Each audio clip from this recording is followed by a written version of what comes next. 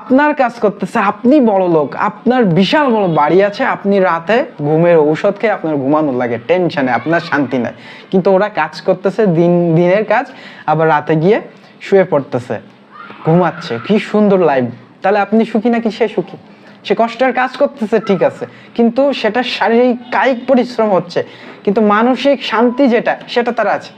আপনি মহা খুশিতে আছেন, কিভাবে? মানে আরামে সুন্দর সোফায় আছেন, সুন্দর বালিশে আছেন, দামি স্প্রে ব্যবহার করতে পারতেছেন, কিন্তু প্রপার সুখটা আপনার নাই। ঘুমের ঔষধ খাওয়া লাগতেছে আপনার ঘুমানোর জন্য, টেনশনে আপনি মাঝে মাঝে সুইসাইডও করতে যাচ্ছেন, এমন আছে।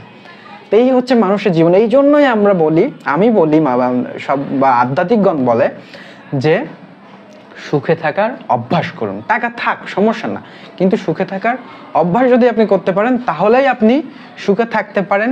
যে আসলে সুখে থাকতে কি লাগতেছে, সুখে থাকতে কতটুকু